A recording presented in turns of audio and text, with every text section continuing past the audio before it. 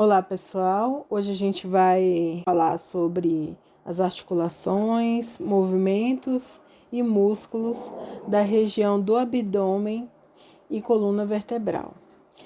Primeiramente, vamos falar um pouco sobre a coluna vertebral, né? A coluna vertebral, ela é composta por 33 vértebras. Essa estrutura ela é dividida entre vértebras cervicais, torácicas, lombares, sacrais e coxígea. As vértebras, né, sacrais e coxígeas, elas são vértebras fundidas, que formam uma base, que é a sacroiliaca. Essa base, ela faz parte da cintura pélvica e liga a nossa coluna vertebral com os membros inferiores. Isso já traz uma característica muito importante sobre as funções da coluna vertebral.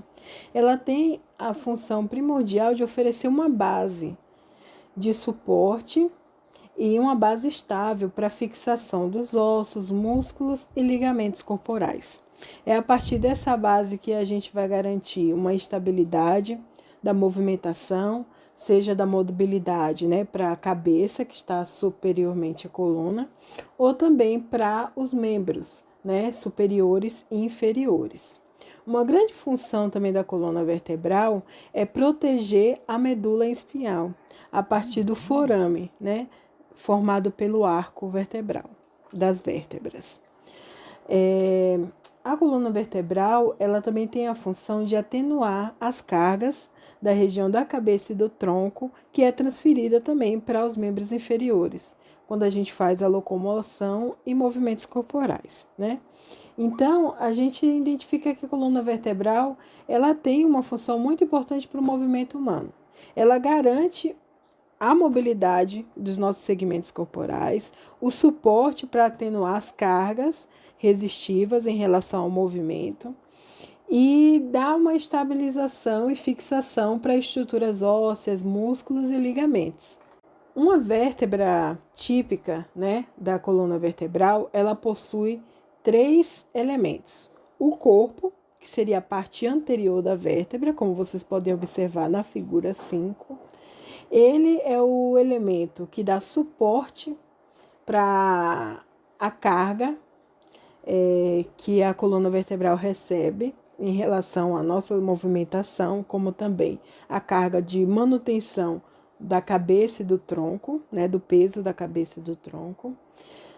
Esse corpo vertebral, ele é um corpo esponjoso, mas suas bordas, elas são mais compactas. E isso garante esse controle em relação a receber o impacto, né, da carga externa. A gente tem também o arco, que é a parte posterior ao corpo. E ele forma a estrutura que é chamada de forame vertebral.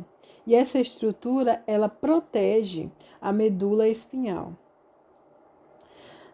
As pontas ósseas da coluna vertebral a gente chama de processos vertebrais. Esses processos, eles podem ser espinhosos, que é o processo posterior, processo transverso, que é lateral, e o processo articular superior e inferior.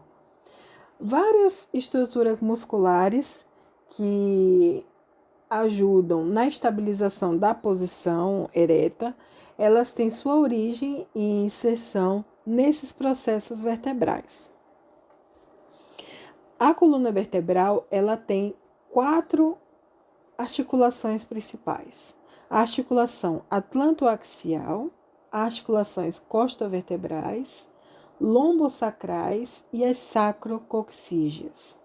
Os corpos vertebrais que compõem a coluna vertebral, eles são unidos por ligamentos longitudinais, tanto anteriormente como posteriormente.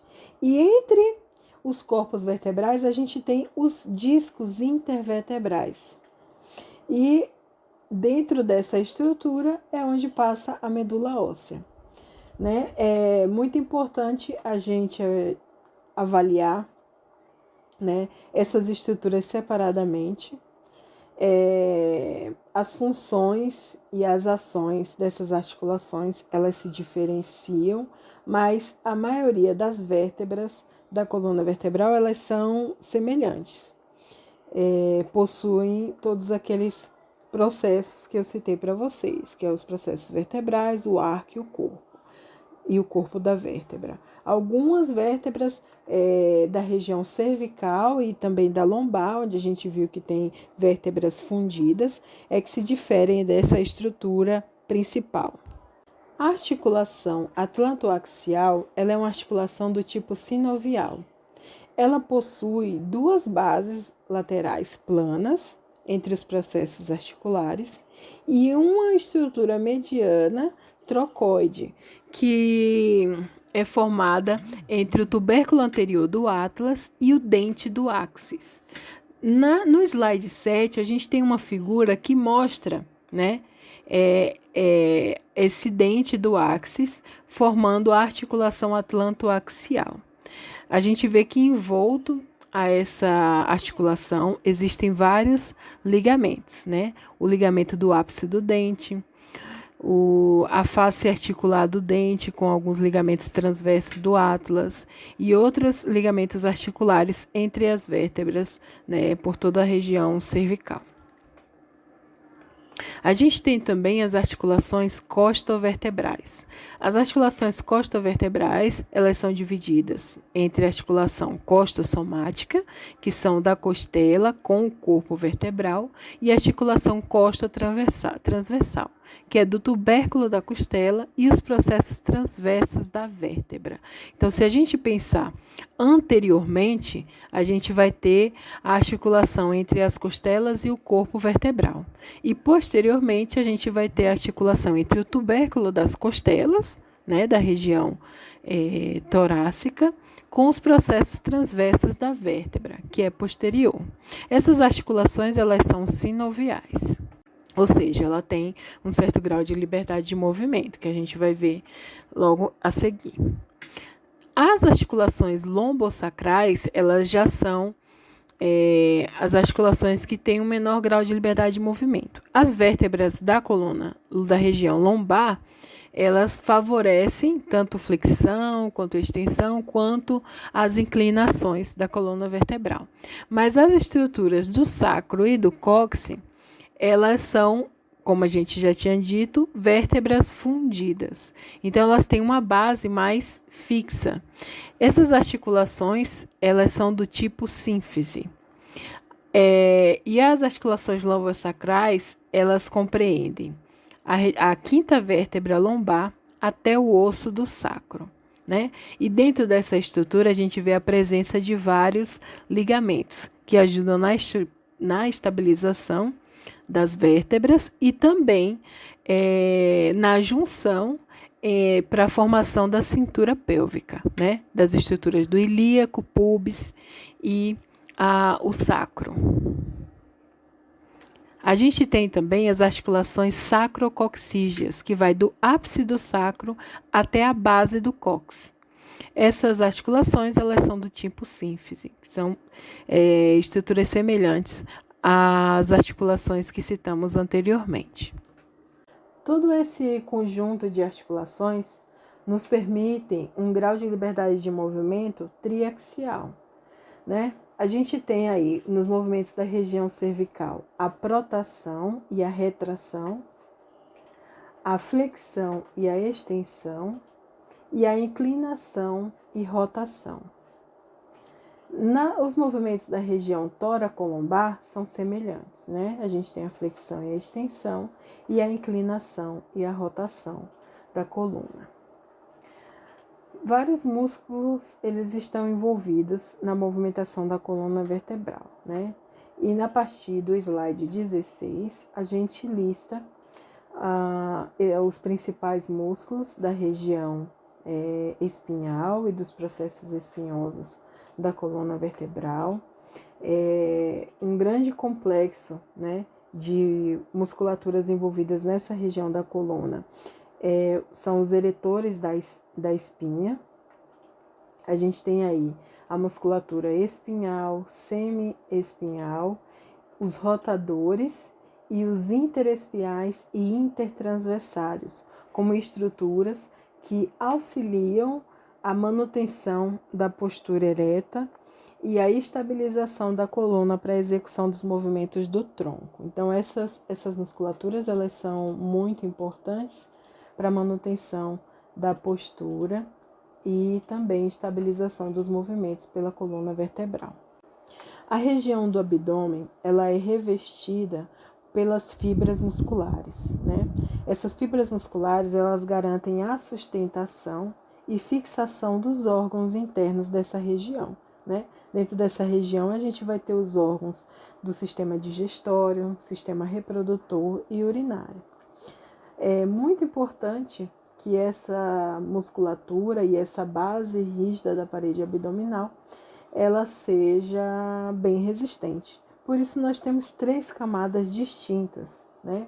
Compostas por músculos que vão garantir a sustentação e fixação desses órgãos, né? Estabilização desses órgãos internos.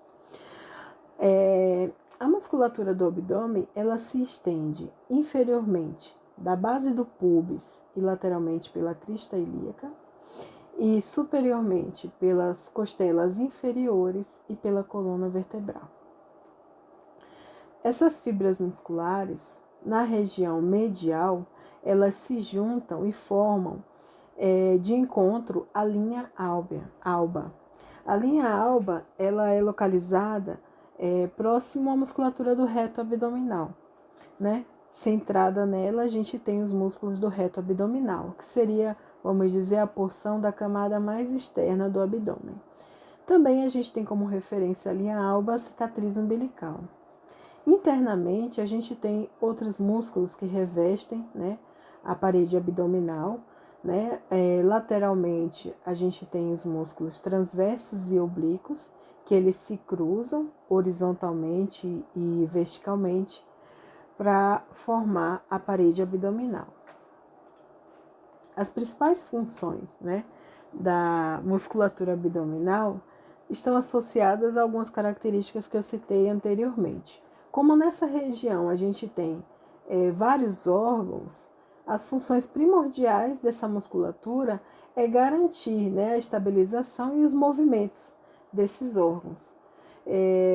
Então, os músculos abdominais, eles possuem a capacidade de auxiliar na respiração, quando a gente faz um esforço mais intenso. A gente sabe que aqui no abdômen a gente tem a estrutura do diafragma, que é responsável pelo processo respiratório, mas a musculatura do abdômen, ela pode auxiliar na respiração, principalmente quando a gente faz exercícios de maior intensidade.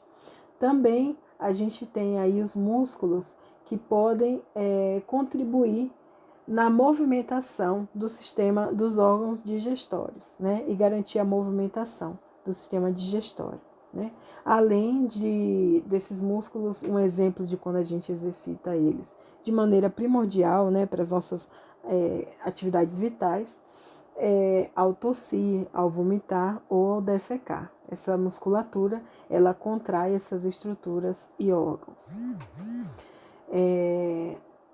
A musculatura abdominal, ela também tem essa função de estabilizar a coluna vertebral durante o movimento corporal, principalmente na posição ereta, né? Então, ela vai dar esse suporte para manter o equilíbrio e a postura e estabilizar a coluna vertebral. A gente tem aí como principais movimentos da coluna vertebral a extensão, a flexão e a rotação, né? A inclinação, pode também ser chamada de flexão lateral, também faz parte desses movimentos. A gente consegue observar que os movimentos do abdômen, eles estão associados e combinados aos movimentos da coluna vertebral, né? Que são os movimentos da região do tronco. Mas aí a gente tem vários músculos que estão envolvidos para a execução desses movimentos, né? Entre eles, os músculos oblíquos, transversos, o reto abdominal e um menorzinho, mas não menos importante, a musculatura piramidal,